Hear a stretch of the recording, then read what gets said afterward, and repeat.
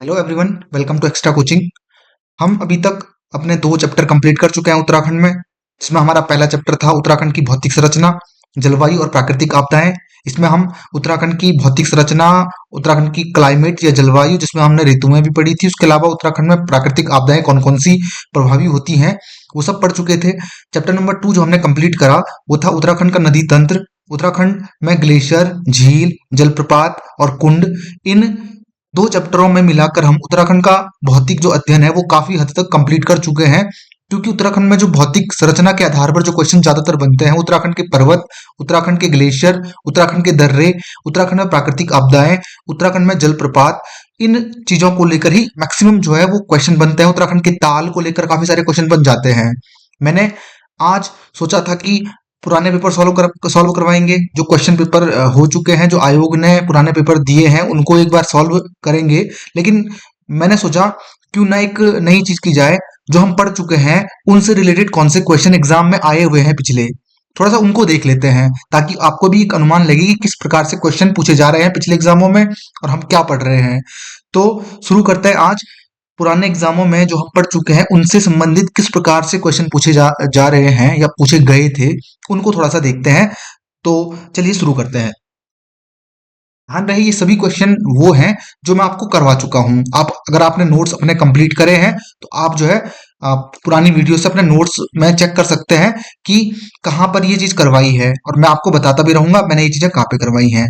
देखते हैं question number first. Question number first कहता है कैलाश मानसरोवर यात्रा का अंतिम भारतीय स्थान है।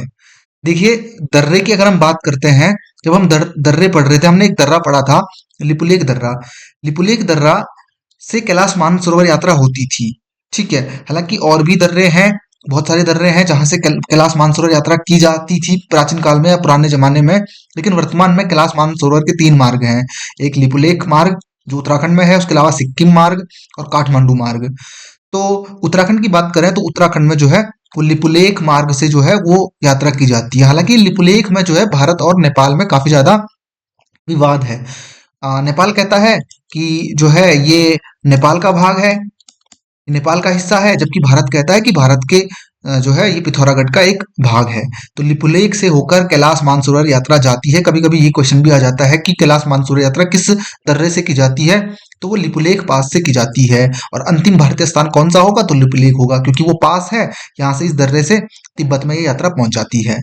ठीक है, मानसरोवर यात्रा के दौरान भारत में अंतिम जो स्थान है वो लिपुलेख दर्रा है। यह दर्रा 17,000 फीट की ऊंचाई पर है।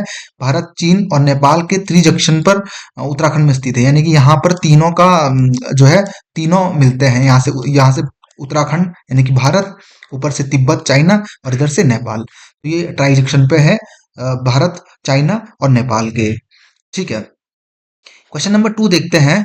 निम्नलिखित में से श्रृंगकंठ दर्रा किन दो स्थानों को जोड़ता है। श्रृंगकंठ दर्रा मैंने आपको कहा था ये 2 राज्यों के बीच है, उत्तराखंड और हिमाचल के बीच है। ठीक है, और उत्तराखंड में किस जिले में है, तो उत्तरकाशी में। इसका आंसर होगा सी, उत्तरकाशी, हिमाचल प्रदेश के बीच। मैंने ये क्वेश्चन आपको करवाया था नोट्स में। ये हमने यहाँ पर देखा था, उत्तरकाशी और हिमाचल के बीच जो है वो श्रृंगकंठ दर्रा है। ठीक है, श्रृंगकंठ पास जो है वो उत्तरकाशी और हिमाचल के बीच स्थित है। इसका आंसर होगा option number C.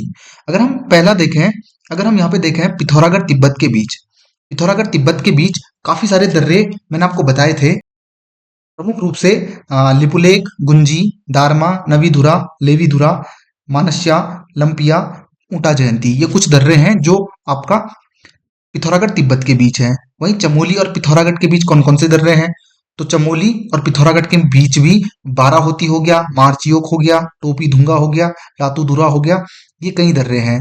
Uttarkashi Himachal Pradesh के बीच केवल एक दर्रा है, वो है श्रृंगकंठ दर्रा। इसके अलावा बागेश्वर और पिथौरागढ़ के बीच, बागेश्वर और पिथौरागढ़ के बीच प्रमुख दर्रा है एक ट्रेल पास दर्रा। ठीक है, तो ये इंपॉर्टेंट क्वेश्चन था, ये मैं आपको बताया था। नेक्स्ट क्वेश्चन देखते हैं, क्वेश्चन नंबर 3। क्वेश्चन नंबर 3 क्या कहता है, निम्न में से कौन सा दर्रा उत्तरकाशी और तिब्बत को जोड़ता है। उत्तरकाशी और तिब्बत को कौन सा दर्रा जोड़ता है। सबसे पहला ऑप्शन है ट्रेल पास। अभी पढ़ा हमने, ट्रेल पास जोड़ता है बागेश्वर और पिथौरागढ़ को। ट्रेल पास तो बागेश्वर पिथौरागढ़ को जोड़ता है, तो ट्रेल पास गलत हो गया, ट्रेल पास नहीं है। मुलिंगला, मुलिंगला किसको जोड़ता है? मुलिंगला जोड़ता है उत्तरकाशी और तिब्बत को, यानी कि ऑप्शन बी बिल्कुल सही है। मुलिंगला मैंने आपको बोला था, थांगला, मुलिंगला, नेलंग, साकचोकला, जिन जिन दर्रों के नाम के आगे ला आता है, सभी नहीं कह सकते हैं लेकिन कुछ दर्रे, जैसे थांगला हो गया, थांगला, जैसे ये खुद मुलिंगला, इसके अलावा साकचोकला और नेलंग, ये दर्रे वो हैं जो उत्तरकाशी को तिब्बत से जोड़ते हैं। लिपुलेख दर्रा पिथौरागढ़ को जोड़ता है तिब्बत से। ठीक है, तो आंसर हो गया मुलिंगला दर्रा उत्तरकाशी तिब्बत के को जोड़ता है। यह गंगोत्री के उत्तर में स्थित है। यह दर्रा शीत ऋतु में बंद रहता है क्योंकि बर्फ की वजह से ये दर्रा बंद रहता है। उत्तराखंड के अन्य दर्रों में माना दर्रा, लिपुलेख दर्रा, नीति दर्रा आदि प्रमुख है। ठीक है, तो ये इंपॉर्टेंट है। ये मैं आपको बता चुका हूँ दर्रों वाले टॉपिक में, आप देख लेना। Question number 4, Lampiyadhura pass is connected, यानी कि लंपियाधुरा दर्रा किसे जोड़ता है? लंपियाधुरा, धुरा का मतलब भी यहाँ पर दर्रा ही होता है। ठीक है, दर्रा का नाम जनरली लंपिया है और धुरा का मतलब होता है दर्रा। धुरा हो गया जैसे मोक धुरा, टोपी धुरा, इस तरीके से धुरा का मतलब दर्रा ही होता है। तो लंपिया धुरा जो है किन दो स्थानों को जोड़ता है? यहाँ पर हमने ये किया था पिथौरागढ़ तिब्बत के बीच, ये है आपका लंपिया धुरा, ये मैंने आपको बताया था। तो लंपिया पास या लंपिया धुरा हम इसको कह सकते हैं। ठीक है, या लंपिया दर्रा हम इसको कह सकते हैं। यहाँ पे जो ऑप्शन दिया हुआ है वो है आपका पिथौरागढ़ और तिब्बत। ऑप्शन नंबर ए बिल्कुल सही है। अगला ऑप्शन इसमें पिथौरागढ़ नेपाल है, जो कि गलत है। पिथौरागढ़ नेपाल को नहीं जोड़ता है। पिथौरागढ़ चमोली को भी नहीं जोड़ता है। क्वेश्चन नंबर 5 देखते हैं, और देखिए ये क्वेश्चन कहाँ कहाँ पूछे गए हैं, यहाँ पे लिखे भी गए हैं। देखिए कैलाश मानसरोवर वाला क्वेश्चन जो है ये पूछा गया है उत्तराखंड आरओ एग्जाम में, उसके अलावा आबकारी सिपाही में, जो है उसके अलावा उत्तराखंड के और भी कई एग्जामों में इसको पूछा गया है। ये सारे क्वेश्चन वो है जो पुराने एग्जामों में पूछे गए हैं। ये पुराने एग्जामों में पूछे गए क्वेश्चन है, ध्यान रहेगा। ठीक है, क्वेश्चन नंबर 5 देखते हैं। क्वेश्चन नंबर 5 जो है वो डीओई गार्ड, यानी कि सचिवालय का एग्जाम हुआ था, सचिवालय रक्षक का, वहां पर जो है ये क्वेश्चन पूछा गया था। उत्तराखंड का प्रसिद्ध हाथी पर्वत या एलिफेंट पीक किस स्थान पर है? सभी लोग जानते हैं हाथी पर्वत जो है वो चमोली में है। हाथी पर्वत की जो ऊंचाई है इसको भी ध्यान रखना, 6,727 मीटर है, 22,070 फीट। ठीक है, और इसमें एक पॉइंट यहाँ पे लिखा हुआ था, हाथी पर्वत की चोटी पर दो विशाल चट्टानों को कौवा यानी काकभुसुंडी और चील यानी गरुड़ के रूप में वर्णित किया गया है। कहा जाता है हाथी पर्वत के ऊपर जो है दो विशाल चट्टानें हैं जिनके नाम काकभुसुंडी और गरुड़, ये नाम रखे गए हैं। ये क्वेश्चन सचिवालय एग्जाम में पूछा गया था और हम इसको पढ़ा चुके हैं। आप देख लेना, पर्वत वाले टॉपिक में हाथी पर्वत की वहां पे ऊंचाई भी बताई है, कॉमन सा क्वेश्चन है। मैंने आपको ये बताया था पंचाचूली पर्वत की ऊंचाई पूछी जा सकती है और पूछी भी गई है। कहाँ कहाँ पूछी गई है? असिस्टेंट लिपिक यानी कि जो है डाटा एंट्री ऑपरेटर के एग्जाम में ये पूछी गई है 2018 में। उसके अलावा कार्यालय सहायक भर्ती एग्जाम 2015 में, और जूनियर असिस्टेंट टैक्स कलेक्टर 2021 में जो भर्ती हुई थी ग्राम विकास अधिकारी के साथ, उसमें भी ये पूछा गया था। पंचाचूली पर्वत की चोटी की ऊंचाई कितनी है? तो 6,904 मीटर पंचाचूली पर्वत कहाँ है? तो वो है चमोली और पिथौरागढ़ में। चमोली और पिथौरागढ़ में है पंचाचूली पर्वत। क्वेश्चन देखते हैं, क्वेश्चन नंबर 7, ऊंचे बुग्याल क्षेत्र में रहने वाले चरवाहों को क्या कहा जाता है? ये भी जो है कनिष्ठ साहित्य के पेपर में आया था 2021 में। ठीक है, ये क्वेश्चन अच्छा क्वेश्चन था। दो ऑप्शन इसके सबको पता थे, बकरवाल तो कहते हैं, पालसी तो कहते हैं, लेकिन ऑप्शन जो है वो यातच को लेकर जो है वो कंफ्यूजन क्रिएट हो गया था। लेकिन दिमाग लगाना था वहां पर, क्योंकि बकरवाल और पालसी दोनों कहते हैं तो फिर दोनों का ऑप्शन तो है नहीं, ऑप्शन जो है सभी का है, तो इसका मतलब यातच भी कहते हैं। तो ये आप नोट कर लेना, ऊंचे बुग्यालों में रहने वाले जो चरवाहे होते हैं उनको बकरवाल कहते हैं, पालसी कहते हैं, यातच कहते हैं। तो ये तीनों कहते हैं। हो सकता है अगली बार ऐसा क्वेश्चन आ जाए क्या कहते हैं, तो आंसर में जो है यातच लिखा है, तो ये भी ध्यान रखना। ठीक है, और जो ये बकरवाल ये जाते हैं हिमरेखा और वृक्ष रेखा के क्षेत्रों में रहते हैं। हिमरेखा मैंने आपको बताया था, पहाड़ पर पहाड़ पर जहां पर बर्फ खत्म हो जाती है वो हर रेखा जो है हिमरेखा कहलाती है। नीचे उतरते उतरते एक जगह ऐसे ही आएगी ना, जब बर्फ खत्म हो जाएगी, जिसके नीचे बर्फ नहीं होगी वो हिमरेखा होगी, और जिसके ऊपर पेड़ नहीं होंगे वो वृक्ष रेखा होगी। और यहाँ बुग्याल होते हैं, जब पेड़ नहीं है तो बुग्याल होते हैं, बड़े बड़े घास के मैदान जिनमें चरवाहे जाते हैं, और चरवाहों को बकरवाल, पालसी और यातच कहा जाता है। ठीक है, अच्छा क्वेश्चन था। इसके अलावा एक क्वेश्चन पूछा गया है, उत्तराखंड औद्योगिक नीति 2008 के अनुसार पर्वतीय क्षेत्र में बांटा गया, यानी कि उत्तराखंड के पर्वतीय क्षेत्र जो दूरस्थ पर्वतीय क्षेत्र है उनको कितने भागों में बांटा गया है? इसका आंसर है दो भागों में। दो भागों में कौन कौन से दो भाग हैं वो? देखो, उत्तराखंड औद्योगिक नीति के अनुसार जो दूरस्थ वाले क्षेत्र हैं या पर्वतीय क्षेत्र हैं उनको दो भागों में डिवाइड किया गया है, ए और बी, जिसमें क्रमशः जो है ए में पिथौरागढ़, उत्तरकाशी, चमोली, चंपावत, रुद्रप्रयाग और बागेश्वर को रखा गया है। बी में जो है वो पौड़ी, टिहरी और अल्मोड़ा, देहरादून, नैनीताल इनको रखा गया है। ठीक है। औद्योगिक नीति औद्योगिकीकरण के लिए अगर देखा जाए तो इस प्रकार से बांटा गया है, क्योंकि पहाड़ों के क्षेत्रों में उद्योगों का विकसित होना थोड़ा सा टफ है। पहाड़ी क्षेत्रों में थोड़ा सा कठिन होता है उद्योगों का विकसित होना, तो वहां पे दो भागों में डिवाइड कर दिया है, ए और बी श्रेणी में। ठीक है। बी श्रेणी जो है वो थोड़ा नीचे नीचे है और ए श्रेणी जो है वो सबसे दूरस्थ गांव है या तो सबसे दूरस्थ क्षेत्र है। ये भी जो है टैक्स कलेक्टर 2021 गणित सहायक के लगातार 3 क्वेश्चन यहाँ पे पूछे गए हैं। अगला क्वेश्चन यहाँ पर पूछा गया है, उत्तराखंड में स्थित कामेट शिखर की ऊंचाई कितनी है? कामेट शिखर उत्तराखंड की दूसरी सबसे ऊंची चोटी है।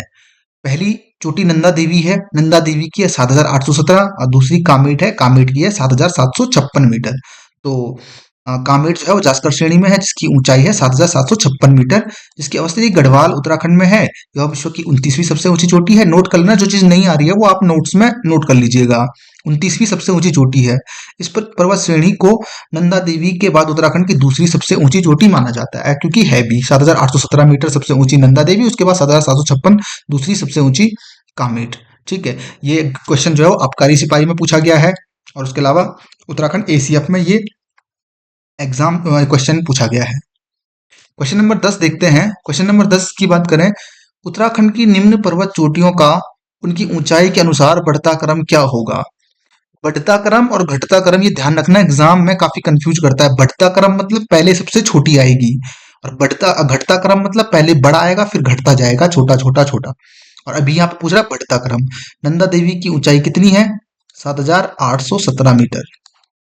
पंचाचूली की 6,904। केदारनाथ की जो ऊंचाई है वो है 6,968 मीटर में है ये सब। ठीक है। और कामेट की हम पढ़ चुके हैं 7,756। तो अब इसको जो है हमने बढ़ता हुआ क्रम, यानी सबसे पहले सबसे छोटा आएगा, तो सबसे छोटा है पंचाचूली, तो सबसे फर्स्ट पे आएगी पंचाचूली। सेकंड वो आएगी केदारनाथ 6,968 मीटर। थर्ड पे आएगी आपका जो है कामेट और फोर्थ पे आएगी आपका जो है वो, यानी कि सबसे ऊंची जो है वो है नंदा देवी। तो इसका आंसर होगा सी। ठीक है। दो, ये दो, ठीक है, फिर चार, फिर तीन, एक मिनट। ठीक है। सबसे पहले जो है सबसे छोटी पंचाचूली है, उसके बाद केदारनाथ है, उसके बाद कामेट, यानी कि 2, 3, 4 और फिर सबसे ऊंची है नंदा, इसलिए एक। ठीक है। ये यहाँ पर केदारनाथ की जो ऊंचाई है वो थोड़ी सी गलत मिस प्रिंट है, 6,968 मीटर है। ठीक है। आप कंफर्म क्लियर कर लेना क्योंकि मैं इसको पढ़ा चुका हूँ। ये है केदारनाथ की ऊंचाई, ये है आपका 6,968 मीटर। वहां पर 6,940 लिखा है जो गलत है, ये सही है, 6,968 मीटर ही है उसकी ऊंचाई। अगला क्वेश्चन देखते हैं। ये क्वेश्चन जो है वो टैक्स कलेक्टर में आया है, ये भी कनिष्ठ सहायक का ही क्वेश्चन है, अच्छा क्वेश्चन है। ठीक है। Next question Uttarakhand lower PCS में पूछा गया है और उसके अलावा जो है कंप्यूटर ऑपरेटर परीक्षा में भी ये पूछा गया था। क्वेश्चन नंबर 11 क्वेश्चन है, निम्नलिखित में से कौन सा युग्म सही सुमेलित नहीं है? बताना है इसके सामने कौन कौन से जो है वो सही सुमेलित नहीं है। खिरसू पौड़ी में है, एग्जैक्टली सही है। औली चमोली में है, बिल्कुल सही है। कौसानी पिथौरागढ़ में नहीं है, कौसानी जो है वो बागेश्वर में है। बागेश्वर और अल्मोड़ा के बॉर्डर पर पड़ता है कौसानी। मैक्सिमम जो पोर्शन आता है वो बागेश्वर में आता है और शीतलाखेत अल्मोड़ा में है। तो कौन सा गलत है? आपका सी गलत है। ठीक है। तो इस प्रकार से क्वेश्चन लोअर पीसेस में पूछ लिया गया था। ठीक है। अगला question, question number 12। Question number 12 देखिए कितने एग्जामों में पूछा गया, क्योंकि कॉमन सा क्वेश्चन है। Cooperative inspector, assistant review officer यानी कि एआरओ, पर्सनल असिस्टेंट, ठीक है, पीए के एग्जाम में, कार्यालय सहायक भर्ती में, उत्तराखंड पीसीएस लोअर पीसीएस में पूछा गया था। उत्तराखंड की सबसे ऊंची चोटी कौन सी है? उत्तराखंड की सबसे ऊंची चोटी जो है वो नंदा देवी है, 7,817 मीटर के साथ ये सबसे ऊंची चोटी है। चौखंबा, अगर हम चौखंबा की बात करें तो चौखंबा की जो ऊंचाई है, चौखंबा की ऊंचाई है 7,138 मीटर। त्रिशूल की ऊंचाई है 7,120 मीटर। और नंदाकोट पर्वत की जो ऊंचाई है वो है आपका 6,881 मीटर। 6,881 मीटर। तो इस प्रकार से सभी पर्वतों की ऊंचाई याद होनी चाहिए। नंदा देवी की 7,817, चौखंबा की 7,138, त्रिशूल की 7,120, 6,861 नहीं है बल्कि 6,881 मीटर है। कुछ कुछ मिस्टेक होती है वो आपको ध्यान रखनी होती है, ठीक है। कभी कभी बुक में भी मिस्टेक होती है, काफी परीक्षा वाणी में भी काफी मिस्टेक है, वो मैं आपको सॉल्व करवाता रहूंगा, ठीक है। मिस्टेक आप तभी पकड़ पाओगे ना, आपको पता होगा उसके बारे में, जब जानते होंगे। मिस्टेक तभी पकड़ी जाती है, वरना मिस्टेक आप जो है उन्हीं उसी को पढ़ लोगे। नंदा कोट की ऊंचाई 6,861 मीटर दिया हुआ है, जबकि 6,881 मीटर जो राइट आंसर है। वही केदारनाथ की ऊंचाई भी गलत दी हुई थी, 6,940, 6,968 मीटर केदारनाथ पर्वत की ऊंचाई है। क्वेश्चन नंबर 13 देखते हैं। क्वेश्चन नंबर 13 लोअर पीसीएस में पूछा गया है, उत्तराखंड में सर्वाधिक आवर्ती प्राकृतिक आपदा कौन सी है? आवर्ती का मतलब है जो सबसे ज्यादा निरंतरता है, जिसमें जो आती रहती है। उत्तराखंड में भूकंप कम कम आते हैं, सूखा तो कम ही पड़ता है। भूस्खलन और बाढ़ में से एक है तो भूस्खलन है, क्योंकि बाढ़ तो कभी कभी आती है, लेकिन भूस्खलन जो है वो काफी बार हो जाती है, कई स्थानों पे हो जाती है। आपको पता होगा बहुत सारे भूस्खलन यहाँ पे हुए भी। मालवा भूस्खलन हो गया, या बेनीताल भूस्खलन हो गया, या ओखीमठ भूस्खलन हो गया, या टिहरी सुरंग में जो भूस्खलन हुआ था। और छोटे मोटे भूस्खलन तो उत्तराखंड में लगातार आते ही रहते हैं। तो लेकिन सबसे खतरनाक अगर आपदा की बात करेगा, सबसे खतरनाक जिससे सबसे ज्यादा नुकसान पहुंचेगा तो वो भूकंप है, ठीक है। ये कह रहा है सबसे ज्यादा आवर्ती, जो सबसे ज्यादा बार आती रहती है, तो वो है आपका बाढ़। अगला जो क्वेश्चन है वो है, निम्नलिखित कथनों पर विचार कीजिए तथा नीचे दिए गए कोड का सही उत्तर दीजिए। ये जो पीसीएस लोअर पीसीएस आते हैं वहां पे ऐसे क्वेश्चन जो है वो पूछे जाते हैं।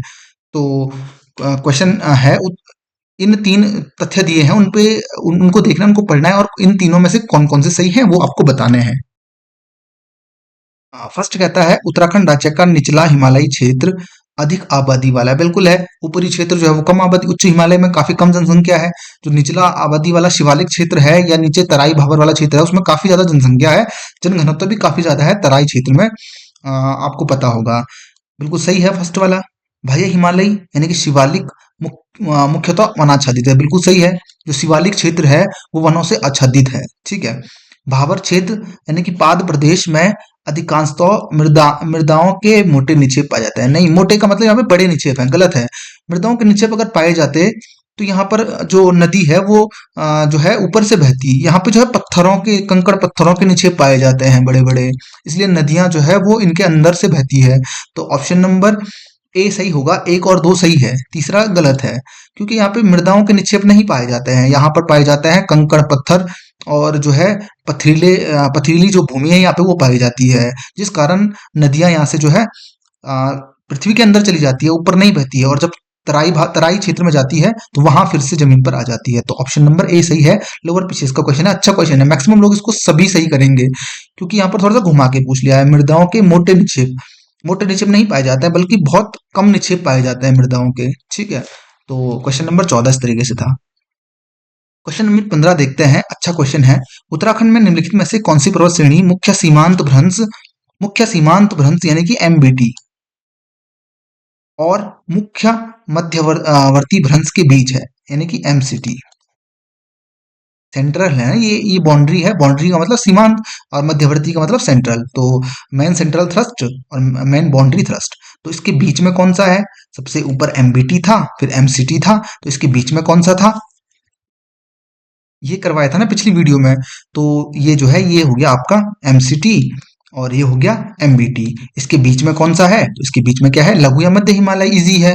वैसे ही कल के दिन किसी और एग्जाम में पूछ लेगा कि एमबीटी और एचएफएफ के बीच में कौन सा है, तो आप लिख लोगे शिवालिक है, ठीक है। उसके अलावा क्वेश्चन ये भी बन सकता है कि हिंज लाइन और जो है मुख्य केंद्रीय भ्रंश एमसीटी के बीच में क्या है, तो आप लिखोगे वृहत हिमालय है। बहुत ज्यादा अच्छा क्वेश्चन था, ठीक है। अब अगर आपने अच्छे से पढ़ा होगा तभी इसका आंसर दे पाओगे। तो आपका आंसर क्या था? आपका आंसर था जो है लघु हिमालय, सॉरी, ठीक है, लघु हिमालय था आपका आंसर। शिवालिक किसके बीच में है? शिवालिक जो है वो आपका हिमालयन फ्रंटेड फॉल्ट और एमबीटी के बीच में है शिवालिक। विरहत कहाँ पे है, महान या विरहत एक ही बात है। ये किसके बीच में है, हिंज लाइन और एमबीटी के बीच में है। आप वो मैप देख लेना, उस मैप से आप अच्छे से समझ जाओगे। ठीक है। और जो ये लघु हिमालय है, ये सबसे बड़ा क्षेत्र है, मैंने आपको बताया था। इसकी जो चौड़ाई है वो कम से कम 70 से 100 मीटर है। सबसे बड़ा क्षेत्र है ना ये, सभी 8 भागों में, एससी खरकवाल ने 8 भागों में डिवाइड किया था भौगोलिक आधार पर उत्तराखंड को। ठीक है, 1200 से 4500 मीटर के बीच में यहाँ पे ऊंचाई पाई जाती है लगभग। क्वेश्चन नंबर 16, ये जो है आरओ एआरओ में पूछा गया है मेंस एग्जाम में। ध्यान है, मेंस एग्जाम का क्वेश्चन है ये। निम्न में से उत्तरांचल की कौन सी पर्वत श्रेणी सबसे ऊंची है? तो इसको पता है, नंदा देवी सबसे ऊंची है। कितनी ऊंची है? 7817 मीटर है। ठीक है, ध्यान नहीं, नंदा देवी पश्चिमी है ये, कभी कभी पूर्वी और पश्चिमी डाल देगा, वहां पे आप कंफ्यूज हो जाओगे। नंदा देवी पश्चिमी है ये। ठीक है, नंदा देवी पूर्वी पिथौरागढ़ चमोली में है, वो अलग है। ठीक है, कहाँ का पूछा गया है? पीसीएस प्री में, तो 14-15 में, 2002-3 में पीसीएस प्री में, पीसीएस मेंस में 2004-5 में। तो पीसीएस में ये क्वेश्चन काफी बार आया हुआ है। नंदा देवी सबसे ऊंची है, दूसरे नंबर पर कामेट है। ठीक है, तो नंदा देवी की ऊंचाई 7817, कामेट की 7756 मीटर, त्रिशूल की 7120 और दूनागिरी की 7066। ठीक है, इस प्रकार से आपको पर्वतों की ऊंचाई भी याद करनी है। किंगरी बिंगरी, नीति, शैलशाल और धर्मा क्या है उत्तरांचल में? तो उत्तरांचल की नदियां नहीं है, पहाड़ियां नहीं है, धार्मिक स्थान नहीं है, क्या है ये? दर्रे है। मैं दर्रे वाले टॉपिक में आपको अच्छे से बताया है। और चमोली और तिब्बत को जोड़ते हैं ना। किंगरी बिंगरी, नीति, शैलशाल, धर्मा, ये सब दर्रे जो है चमोली में स्थित है। ठीक है, सॉरी, धर्मा जो दर्रा है वो आपका, धर्मा दर्रा वो पिथौरागढ़ में है, पिथौरागढ़ तिब्बत के बीच है। बिंगरी चमोली तिब्बत के बीच है। नीति भी चमोली तिब्बत के बीच है। शैलशाल भी जो है वो चमोली तिब्बत के बीच है। और बाराहोती दर्रा जो है वो आप जानते हो चमोली पिथौरागढ़ के बीच है। क्वेश्चन नंबर नेक्स्ट, 18वां क्वेश्चन, नाहन पर्वत श्रृंखलाएं कहाँ स्थित है? नाहन पर्वत श्रृंखलाएं जो है वो हल्द्वानी के निकट है। यहाँ पर गलत दिया हुआ आंसर, ऋषिकेश के निकट दिया हुआ है, बिल्कुल गलत है। नाहन पर्वत श्रृंखला जो है वो हल्द्वानी के निकट है। उत्तराखंड पीसीएस का क्वेश्चन है। नाहन पर्वत श्रृंखला वो है हल्द्वानी के निकट, बिल्कुल सही है, गलत क्वेश्चन दिया हुआ है। ये जो है पीसीएस में पूछा गया उत्तराखंड के। क्वेश्चन नंबर 19 देखते हैं। कलियासोड़ भूस्खलन क्षेत्र उत्तराखंड में कहाँ स्थित है? चंबा नगर के मध्य बिल्कुल नहीं है। कोटद्वार दुगड्डा के बीच बिल्कुल नहीं है। अगस्त्यमुनि गुप्तकाशी के बीच बिल्कुल नहीं है। श्रीनगर और रुद्रप्रयाग के बीच में है, बिल्कुल। धारी देवी मंदिर के बाद कलियासोड़ जो भूस्खलन क्षेत्र है, ठीक है, श्रीनगर और रुद्रप्रयाग के बीच में है, तो बिल्कुल सही है। क्वेश्चन नंबर 20 देखते हैं। उत्तराखंड के कौन से जनपदों का समूह भूकंपीय स्थिति के अनुसार सर्वाधिक सक्रिय संवेदनशील है? अल्मोड़ा नैनीताल इतना ज्यादा नहीं है, जोन 4 में है। देहरादून उत्तरकाशी ज्यादा संवेदनशील नहीं है। बागेश्वर चमोली बिल्कुल राइट है। बागेश्वर चमोली जो है वो अति संवेदनशील है, जोन 5 में आता है, तो सर्वाधिक है। तो ये पोस्टल एग्जाम में पूछा गया था, उत्तराखंड एसीएफ में पूछा गया था। मैं आपको जोन 4 और जोन 5 दो क्षेत्रों में, दो भाग हैं उत्तराखंड में, भूकंप की दृष्टि से दो भागों में डिवाइड किया गया, जोन 4 और जोन 5। यानी कि भारत की बात करें तो भारत में 5 जोन है, और उनमें से जो जोन 4 जोन 5 है उत्तराखंड में आते हैं। उत्तराखंड के जो 13 जिले हैं वो जोन 4 और जोन 5 में आते हैं। तो जोन 5 जो है ज्यादा संवेदनशील है, जोन 4 जो है वो कम संवेदनशील है। 21वां क्वेश्चन, उत्तराखंड में शिवालिक श्रेणियों के दक्षिण में स्थित भ्रंश को क्या कहा जाता है? शिवालिक के दक्षिण में स्थित भ्रंश को क्या कहा जाता है? अभी मैंने आपको दिखाया था, ये आपका शिवालिक है। शिवालिक के दक्षिण में स्थित भ्रंश को क्या बोलते हैं? तो वो कहते हैं बाह्य हिमालय भ्रंश, हिमालय अग्र भ्रंश, या फिर HFF, हिमालयन फ्रंटेड फॉल्ट। तो ये जो है ये कहते हैं। तो इसका आंसर क्या है? हिमालय फ्रंट फॉल्ट, यानी कि हिमालय अग्र भ्रंश या हिमालय बाह्य भ्रंश भी इसको कहते हैं। एसीएफ में पूछा गया क्वेश्चन है। ये क्वेश्चन मैं आपको इसलिए बता रहा हूँ, ये क्वेश्चन मैं आपको पिछली क्लासेस में, पिछली वीडियोस में पढ़ा चुका हूँ। और आप अपने नोट्स में जो क्वेश्चन, जो चीजें टॉपिक में नहीं आई हैं, वो आप यहाँ से नोट कर सकते हो। आपको ये बता रहा हूँ कि कैसे क्वेश्चन पूछे जा रहे हैं इस टॉपिक से। ठीक है, उत्तराखंड, क्वेश्चन नंबर 22 है, उत्तराखंड पीसीएस प्री का क्वेश्चन है। उत्तराखंड में दून किसे कहा जाता है? तो ये मैं बता चुका हूँ, संरचनात्मक घाटियों को दून कहा जाता है। ठीक है, अल्पाइन घास के मैदानों को बुग्याल प्यार पास्चर कहते हैं। सक्रिय घाटियों को जो है वो, सक्रिय घाटियों को घाटियां ही कहते हैं जनरली। नदी घाटियां ही कहते हैं। संरचनात्मक जो घाटी है, संरचनात्मक मतलब जो मैदान के समान घाटी है, उनको दून कहते हैं। सबसे बड़ा दून कौन सा है? वो है देहरादून। ठीक है, दून क्षेत्र के बारे में बता चुका हूँ पहले। 24 से 32 किलोमीटर की चौड़ाई में विस्तृत है ये क्षेत्र, और 350 से 750 मीटर की ऊंचाई वाली छोटी छोटी पहाड़ियां भी इसके किनारों पर देखने को मिलती है। अगला क्वेश्चन है question number 23। Uttarakhand PCS pre का क्वेश्चन है, माना पास यानी कि माना दर्रा कहाँ स्थित है? सभी को पता है उत्तराखंड में स्थित है, उत्तराखंड के चमोली में स्थित है। ठीक है। क्वेश्चन नंबर 24, निम्नलिखित में से कौन सा एक उत्तराखंड के पर्वतीय क्षेत्र में नगरीयकरण का प्रतिफल नहीं? देखो ऐसे क्वेश्चन बहुत अच्छे क्वेश्चन होते हैं, क्वेश्चन पे ही आदमी फंसता है। अगर आप एग्जाम में बैठते हो इन्हीं क्वेश्चन पे आप फंसोगे। निम्नलिखित में से कौन सा एक उत्तराखंड के पर्वतीय क्षेत्र में नगरीयकरण का प्रतिफल नहीं है? यानी कि जब जो नगरीकरण हो रहा है उत्तराखंड में, उससे क्या चीज नहीं हो रही है इनसे, यानी कि किस चीज पर असर नहीं हो रहा? क्या इससे प्राकृतिक आपदाओं में वृद्धि हो रही है? बिल्कुल सही, हो रही है। क्या इससे जैव विविधता में कमी आ रही है? बिल्कुल सही है, आ रही है। जैव विविधता का मतलब है कि जो है आप जानते हो प्रदूषण जब नगरीकरण होगा उससे प्रदूषण ज्यादा होगा, प्रदूषण ज्यादा होगा तो उसका प्रकृति पर असर होगा, प्रकृति पर असर होगा तो जैव विविधता में कमी आएगी। जल प्रदूषण में वृद्धि हो रहा है? बिल्कुल हो रहा है। वन्य जीवों की अभिवृद्धि? बिल्कुल नहीं, वन्य जीवों की अभिवृद्धि नहीं हो रही है। जो है वन्य जीवों पर ज्यादा अगर हम देखें तो उस हद तक फर्क नहीं पड़ता है नगरीकरण का। मतलब अभिवृद्धि मतलब घटते नहीं है, ये नहीं कह सकते हम कि अभिवृद्धि हो रही है। ठीक है।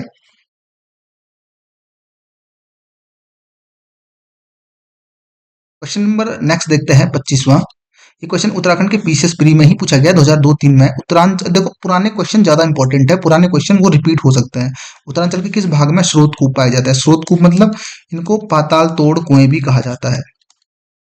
तो हमने पढ़ा था तराई क्षेत्र में पाए जाते हैं। ठीक है, तराई क्षेत्र में पाताल तोड़ कुएं पाए जाते हैं। यहाँ पे भूमि जो है वो दलदली होती है, मैदान से थोड़ा भिन्न होती है, दलदली भूमि पाई जाती है।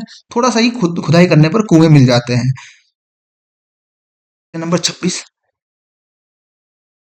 उत्तराखंड के कितने जिलों में वृहत्तर हिमालय? वृहत्तर हिमालय यानी ग्रेट हिमालय। कभी कभी क्वेश्चन जो है अगर हिंदी में समझ में ना जाए तो अंग्रेजी में देख लेना चाहिए। उत्तराखंड द ग्रेटर हिमालय यानी कि उच्च हिमालय कितने जिलों में फैला हुआ है? तो जाहिर सी बात है, कॉमन सा क्वेश्चन है, 6 जिलों में फैला हुआ है वृहत हिमालय। ठीक है, वो 6 जिले कौन कौन से हैं? तो मैंने कहा था वृहत हिमालय उन्हीं जिलों में है जिनमें जो है काफी ऊंची ऊंची पर्वत है। चमोली में, पिथौरागढ़, उत्तरकाशी, टिहरी, रुद्रप्रयाग, बागेश्वर, ये वो जिले हैं जहां पर बड़े बड़े ऊंचे पर्वत है, इसलिए वृहत हिमालय वहीं फैला हुआ है। क्वेश्चन नंबर 27 देख लेते हैं। कामेट पर्वत शिखर स्थित है? तो कामेट पर्वत कहाँ है? चमोली में है। मैक्सिमम जो पर्वत है, जो ऊंचे ऊंचे पर्वत है, वो चमोली में ही है ज्यादातर। ठीक है, ये ग्रुप सी भर्ती एग्जाम 2015 में आया था। कामेट उत्तराखंड का नंदा देवी के बाद दूसरा सबसे ऊंचा चोटी है, चमोली जिले में है, तिब्बत की सीमा पर स्थित है, और यह भारत का तीसरा सबसे ऊंचा पर्वत है जो जास्कर श्रेणी में स्थित है। ये जास्कर श्रेणी भी इंपॉर्टेंट है, याद कर लेना। कुछ जास्कर श्रेणी में आते हैं, कुछ जो है आपका कुछ अन्य श्रेणियों के हिस्से होते हैं। क्वेश्चन नंबर 28, श्रीकंठ पर्वत कहाँ है? श्रीकंठ पर्वत जो है वो उत्तरकाशी में है। जिन नोट्स में नहीं करवाई हैं उन चीजों को आप यहाँ से कर सकते हो। श्रीकंठ पर्वत जो है वो, श्रीकंठ ग्लेशियर भी उत्तरकाशी में है, पर्वत भी उत्तरकाशी में है। ठीक है। क्वेश्चन नंबर, ये क्वेश्चन जो है आपका ग्रुप सी भर्ती में आया। क्वेश्चन नंबर 29, उत्तराखंड की पहाड़ियों में पालसी किसे कहते हैं? तो अभी क्वेश्चन आया था पहले, जो है किसे कहते हैं? तो डोरवा पहने, देखो पालसी, बकरवाल, जो है ये जो है सबके सब जो बुग्यालों में पशु चारक होते हैं उनको ही कहते हैं, चरवाहे होते हैं उन्हीं को कहते हैं पालसी। अब इनमें चरवाहे किस में आया हुआ है? तो चरवाहे ऑप्शन ए में आया हुआ है। डोरवा पहने चरवाहों को कहते हैं। कुमाऊनी का प्रसिद्ध साहित्य नहीं है, गढ़वाली भाषा का उपन्यास नहीं है, उपरोक्त में से कोई नहीं, बल्कि चरवाहों को कहा जाता है। ठीक है, तो पालसी मैंने आपको बोला था ना, इस प्रकार से क्वेश्चन बन सकता है। इनमें से किसी एक को उठा के पूछ लेगा कि पालसी किसे कहते हैं, या फिर जो है आपका बकरवाल किसे कहते हैं। तो ये कहते हैं, ये क्वेश्चन जो आपका आया है ग्रुप सी भर्ती 2015 में ही, ये क्वेश्चन लगातार 2 क्वेश्चन आए हैं। देश में विंटर लाइन की प्राकृतिक परिघटना किस नगर में दृश्यमान होती है? तो वो होती है मसूरी में। वीडियो में आया है 2012 में। उसके अलावा फॉरेस्ट आरक्षी यानी कि फॉरेस्ट गार्ड की भर्ती में 2015 में क्वेश्चन आया हुआ है। विंटर लाइन क्या होती है? दूर से देखने पर एक रेड कलर की लाइन दिखाई देती है जब सूर्यास्त होता है, बिल्कुल रेड लाइन दिखाई देती है, इसको विंटर लाइन कहा जाता है। ठीक है, विश्व में 2 ही जगह दिखाई देती है, एक मसूरी में, दूसरा स्विट्जरलैंड में। स्विट्जरलैंड और मसूरी 2 जगह ये दिखाई देती है। जनरली अक्टूबर दिसंबर माह में दिखाई देती है, ठंडों के टाइम पे ये दिखाई देती है। मसूरी नगर से ये दिखाई देती है, स्विट्जरलैंड में भी ये दिखाई देती है। तालाब भूमि का अर्थ क्या है? क्वेश्चन जो है प्रयोगशाला सहायक में आया हुआ है। तालाब भूमि का अर्थ क्या है? तालाब भूमि का अर्थ क्या पथरीली भूमि होता है? बिल्कुल नहीं होता है। क्या असर भूमि होता है? बिल्कुल नहीं होता है। तो क्या होता है, सिंचित भूमि। जो सिंची हुई भूमि है वो तलाव भूमि है। तलाव, उपराव, ये भूमियां होती है। हम आगे पढ़ेंगे। क्वेश्चन नंबर 32 उत्तराखंड के इतिहास का क्वेश्चन है। इसको मिलान करना है। नालागढ़, नालागढ़ जो है वो देहरादून में है। मुंगरागढ़, मुंगरागढ़ जो है वो रवाई में ही है। उपूगढ़ उदयपुर, संगीलागढ़ वो नैलचामी में है। ठीक है, तो नालागढ़ देहरादून में, मुंगरागढ़ रवाई में, उपूगढ़ उदयपुर में, संगीलागढ़ जो है नैलचामी। ये इतिहास का क्वेश्चन है। 52 गढ़ों से ये क्वेश्चन पूछा गया। हम इतिहास में इसको अच्छे से समझेंगे। ठीक है, उप्पूगढ़, उप्पूगढ़ से आपने एक नाम सुना होगा, कप्पू चौहान। ठीक है, उप्पूगढ़ का एक प्रमुख राजा था कप्पू चौहान। कप्पू चौहान में को कहा जाता है ये पक्षियों में बाज के समान और पशुओं में सिंह के समान है। ठीक है, जब हम इतिहास पढ़ेंगे वहां पे काफी अच्छी कहानियां आपको मिलेंगी। उप्पूगढ़ के युद्ध में क्या हुआ था, जब अजय पाल और कप्पू चौहान का युद्ध हुआ था, इस युद्ध में क्या हुआ था, वो सब चीजें आप देखोगे। ठीक है, गढ़वाली गाने भी है वहाँ पे भी। नरेंद्र सिंह नेगी के गानों में भी काफी जो है उल्लेख मिलता है इन सभी गढ़ों का। वहाँ पे आप देख लेना। सूची एक का सूची दो से मिलान कीजिए। बड़े एग्जामों में पूछा जाता है। उत्तराखंड हाईकोर्ट, हाईकोर्ट के एग्जाम 2012 में ये पूछा गया था। नंदा देवी कहाँ है, चमोली में है। त्रिशूल कहाँ है, ठीक है, त्रिशूल पर्वत कहाँ है। ठीक है, देखिए नंदा देवी यहाँ पे ये पूर्वी की बात कर रहा है। नंदा देवी पूर्वी पूर्वी पर्वत कहाँ है, पिथौरागढ़ में। त्रिशूल पर्वत कहाँ है, चमोली में है। भागीरथी पर्वत कहाँ है, उत्तरकाशी में है। पंचाचूली, एक्चुअली क्वेश्चन ही गलत दिया हुआ है। ठीक है, नंदा देवी पर्वत जो है, नंदा देवी अगर पूर्वी की बात कर रहा है तो पिथौरागढ़ में है, पश्चिमी की बात कर रहा है तो चमोली में है। त्रिशूल पर्वत भी चमोली में है। भागीरथी पर्वत की बात करें तो उत्तरकाशी में है। और वहीं पंचाचूली की बात करें तो वो पिथौरागढ़ में है। ठीक है, नंदा देवी चमोली, त्रिशूल पर्वत बागेश्वर कह रहा है, बिल्कुल गलत है। त्रिशूल पर्वत बागेश्वर में है ही नहीं। भागीरथी पर्वत उत्तरकाशी में सही है, पंचाचूली पिथौरागढ़ में सही है। तो यहाँ पे बागेश्वर की जगह चमोली ही आना चाहिए था। त्रिशूल पर्वत जो है वो चमोली में ही है। क्वेश्चन नंबर 35, लिपुलेख पास कहाँ है। लिपुलेख पास आप जानते हो पिथौरागढ़ में है। अभी क्वेश्चन आया था ना, लिपुलेख से ही कैलाश मानसरोवर यात्रा जाती है। लिपुलेख दर्रे के पास काला पानी से काली नदी भी निकलती है। तो अच्छा क्वेश्चन है, पिथौरागढ़ में है। ठीक है, पिथौरागढ़ जिले में स्थित है। माउंट एबॉट कहाँ है, यानी कि एबॉट माउंट, एबॉट माउंट कहाँ है, तो एबॉट माउंट आपका कहाँ पड़ता है, माउंट एबॉट। माउंट एबॉट आपका पड़ता है चंपावत में। माउंट एबॉट जो है ये ब्रिटिश काल में कई बंगले यहाँ पे मौजूद थे। 1981 ईस्वी, 1981 मीटर की ऊंचाई पर स्थित है। चंपावत में है माउंट एबॉट। ठीक है, हमने यहाँ पर देखा था एबॉट माउंट या माउंट एबॉट, ये चंपावत में है। और अगर आपको नदियों वाला टॉपिक याद है तो काली नदी की एक सहायक नदी लोहावती यहाँ से निकलती है। लोहावती नदी इस तरीके से आ रही थी ना, हमने देखा था लोहावती नदी माउंट एबॉट से निकलकर, लोहावती नदी माउंट एबॉट से निकलकर सीरा गांव में काली नदी में मिल रही थी। तो लोहावती नदी इस माउंट एबॉट से निकलती है। क्वेश्चन नंबर 37 देखते हैं। मुलिंगला दर्रा किन दो स्थानों के, थांगला, मुलिंगला, नीलंग, साकचोकला, ये तीनों की तीनों किसको जोड़ते हैं, ये जोड़ते हैं आपका उत्तरकाशी और तिब्बत को। ठीक है, ये क्वेश्चन आपका असिस्टेंट लिपिक डाटा एंट्री ऑपरेटर में पूछा गया था 2018 में। ठीक है, तो नीलंग हो गया, थांगला, थांगला हो गया, साक जो है आपका मुलिंगला हो गया। ठीक है, साक चोकला हो गया। ये आपका उत्तरकाशी और तिब्बत को जोड़ते हैं, बताया था मैंने अच्छे से इसको। क्वेश्चन नंबर 38 देखते हैं। वन दरोगा एग्जाम में पूछा गया है, 2020 में हाल ही में हुआ था। शिफ्ट एक का ही क्वेश्चन है, काफी शिफ्टों में एग्जाम हुआ था, 18 शिफ्टों में एग्जाम हुआ था। बंदरपूछ पर्वत कहाँ है, तो बंदरपूछ पर्वत जो है वो उत्तरकाशी जिले में है। ठीक है, पर्वतों में देख लेना, वहां पे करवाया है। 39 देखते हैं। इसकी ऊंचाई जो है 6320 मीटर है। उत्तराखंड के उच्च हिमालय चरगाहों को जाना जाता है, चरागाहों को जाना जाता है। तो चरागाहों को क्या बोलते हैं, भाबर बोलते हैं, नहीं बोलते हैं। तराई बोलते हैं, नहीं बोलते हैं। दर्रे बोलते हैं, नहीं बोलते हैं। क्या बोलते हैं, बुग्याल बोलते हैं।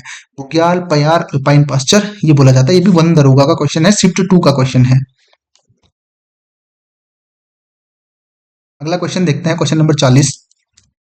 निम्न पासों में से, पास का मतलब ये पासेस दर्रों की बात कर रहा है। ठीक है, पासों मतलब वो रीजनिंग वाला पासा मत समझ लेना यहाँ पे। ठीक है, तो वो ये दर्रों की बात कर रहे हैं। निम्न पासों में कौन से पास से मानसरोवर या धर्मार्थी गुजरते हैं, तो अभी बताया था लिपुलेख पास से गुजरते हैं। ठीक है, विधि सहायक में ये पूछा गया है। निम्न दिए गए विकल्पों में उत्तराखंड का वृष्टि छाया क्षेत्र क्या है, तो ट्रांस हिमालय को वृष्टि छाया क्षेत्र बोलते हैं। मैंने आपको बताया था कि जो है ये अगर हिमालय है तो हिमालय के जो ये ट्रांस हिमालय ये सबसे ऊपरी क्षेत्र है, यानी कि इसके दूसरी तरफ का क्षेत्र है। तो इसकी हिमालय की छाया वाला क्षेत्र है, वृष्टि छाया दूसरी साइड का क्षेत्र है ये, ठीक है।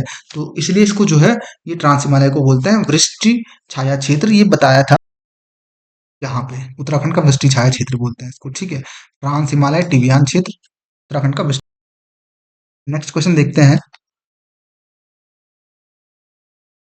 ठीक है, वृष्टि छाया क्षेत्र मतलब जो है शुष्क वर्षा विहीन क्षेत्र भी बोलते हैं, क्योंकि हिमालय के उच्च हिमालय में जैसे ऊपर ऊपर को बढ़ते हैं वर्षा कम होती है ना, शिवालिक में सबसे ज्यादा वर्षा, फिर ऊपर ऊपर को बढ़ेंगे वर्षा में कमी आती है। ट्रांस हिमालय में काफी कम वर्षा होती है, दूसरी साइड का क्षेत्र है, तिब्बत में ही क्षेत्र आता है अधिकांश भाग, उत्तराखंड में कम आता है।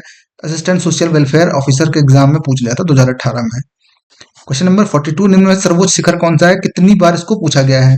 ठीक है, अब देखो इन चारों में से सबसे ऊंचा शिखर बताना है, इन चारों में से सबसे ऊंचा शिखर कौन सा है। यहाँ पर जो है नंदा घुंगटी है, पंचाचुली है, नंदा कोट है, हरदेवल है। ऑप्शन है नंदा घुंगटी। नंदा घुंगटी की जो ऊंचाई है वो 6309 मीटर है, पंचाचुली 6904, यहाँ पे गलत दिया हुआ है, 6904 मीटर जो है इसकी ऊंचाई है पंचाचुली की। नंदा कोट की बात करें, नंदा कोट की जो है ये 81 है, 6881 मीटर। ठीक है, और हरदेवल, हरदेवल पर्वत ये आपने कम सुना होगा, ये जो है पार्ट ऑफ मिलम ग्लेशियर है, मिलम ग्लेशियर का एक पार्ट है, इसको कभी कभी पर्वत में ना गिनकर जो है वो ग्लेशियर के तौर पर ही रखा जाता है, इसलिए आपने इसका नाम कम सुना होगा। ये कुमाऊं हिमालय में है, पिथौरागढ़ में पड़ता है, इंपॉर्टेंट है पिथौरागढ़ में। इसकी ऊंचाई जो है 7151 मीटर है, तो सबसे इनमें से सबसे ज्यादा ऊंचा यही माना जा सकता है हरदेवल पर्वत। उत्तराखंड एआरओ एग्जाम का है, काफी टफ क्वेश्चन था, बहुत कम लोगों ने इसको किया होगा, ज्यादातर लोग पंचाचुली करके आए होंगे 6904, क्योंकि ज्यादातर लोगों ने 6904 मीटर ही याद की हुई है पंचाचुली की। ठीक है, 7151 मीटर, हालांकि टॉप 10 में इसको नहीं काउंट किया जाता क्योंकि अभी इसकी एग्जैक्ट मतलब ऊंचाई एग्जैक्टली नहीं पता है, या कुछ लोग इसको पर्वत की श्रेणी में नहीं रखते हैं। हरदेवल पर्वत जो है ये पिथौरागढ़ में आता है। 43 क्वेश्चन देखते हैं। उत्तराखंड में श्रीनगर टापू कहाँ है, श्रीनगर में है। ठीक है, उत्तराखंड में श्रीनगर टापू श्रीनगर में स्थित है। 10 नवंबर 1995 को श्रीनगर से श्रीनगर टापू पर आमरण अनशन पर बैठे आंदोलन कर पुलिस ने लाठीचार्ज किया था, जिसमें यशोधर बेंजवाल और राजेश रावत की जो है वो मौत हो गई थी। इतिहास में इसको अच्छे से कंप्लीट करेंगे हम। दून घाटी को जाना जाता है, दून घाटी को Dehradun. Question number 44। Question number 45 देखते हैं। कामेट, कामेट पर्वत उत्तराखंड के किस जिले में है, तो कामेट पर्वत जो है वो चमोली में है। ज्यादातर पर्वत जो चमोली में ही है, कामेट हो, त्रिशूल हो, चौखंबा हो, माणा हो, बद्रीनाथ हो, या नंदा देवी पश्चिमी हो। टिफिन टॉप कहाँ है, टिफिन टॉप नैनीताल में है। नैनीताल झील 7 पहाड़ियों से घिरी हुई है, झील में बताया था, उनमें से टिफिन टॉप भी एक है। ठीक है, नैनीताल जिले में टिफिन टॉप सादा पड़ोसी देश का एक उत्कृष्ट दृश्य, टिफिन टॉप से जो है हिमालय के शासक पड़ोसी देश का उत्कृष्ट दृश्य दिखता है। झीलों से घिरे होने के कारण नैनीताल को लेक डिस्ट्रिक्ट कहा जाता है। ठीक है, तो ये नैनीताल में है टिफिन टॉप, चाइना पीक, शेर का टांडा, लड़िया काटा, कैमल्स बैंक। ठीक है, ये सब के सब वही है। क्वेश्चन नंबर 47, ये क्वेश्चन जो है इरिगेशन एग्जाम में, सिंचाई विभाग के एग्जाम में पूछा गया था।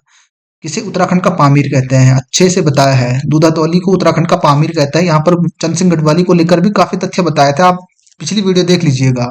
ठीक है, उत्तराखंड का पामीर कहते हैं। यहाँ से 5 नदियां निकलती है, 5 के 5 नदियों के नाम बताए थे। चाइना पीक कहाँ है, तो चाइना पीक अभी तो बताया नैनीताल में ही है। चाइना पीक, नैना पीक को चाइना पीक के नाम से भी जानते हैं।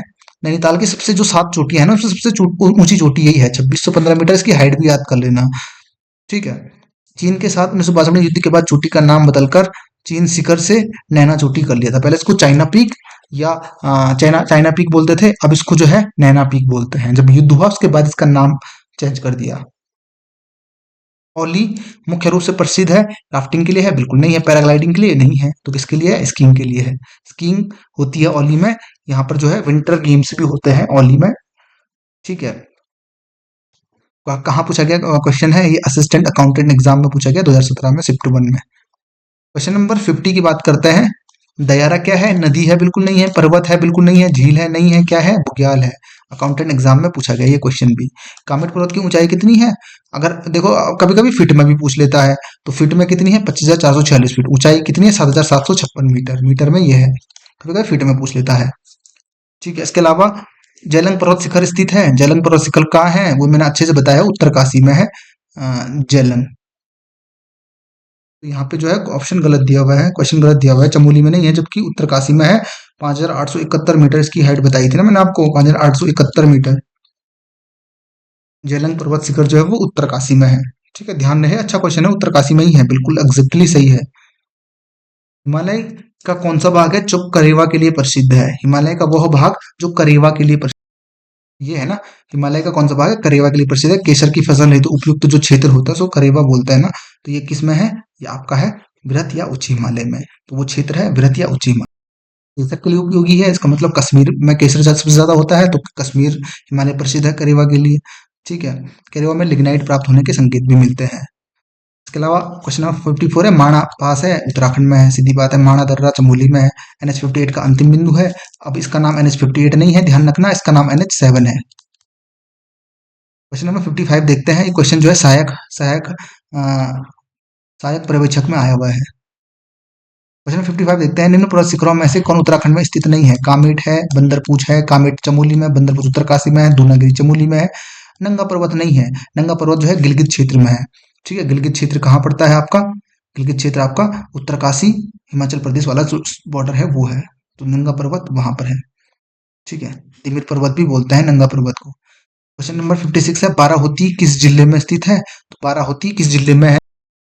बाराहोती आपका जो है चमोली में है ना, चमोली और पिथौरागढ़ को जोड़ता है ना बाराहोती दर्रा, तो बाराहोती चमोली में है। पशुचारक पशुचारक वाला क्षेत्र है, पशु चराने के लिए लोग जाते हैं। तो आज के लिए ये 56 क्वेश्चन थे। इसके अलावा और भी क्वेश्चन है काफी सारे जो कि नदियों से भी हैं। नेक्स्ट वीडियो में आपको नदियों से संबंधित या और भी जो हम पढ़ चुके हैं उससे संबंधित जो और क्वेश्चन होंगे वो करा लिए जाएंगे। ठीक है, नदी तंत्र से संबंधित क्वेश्चन और भी हैं वो हम पढ़ लेंगे। तो आज के लिए इतना काफी है। नोट्स अच्छे से प्रिपेयर कीजिएगा, अच्छे से तैयारी कीजिएगा। Thank you, thanks for watching.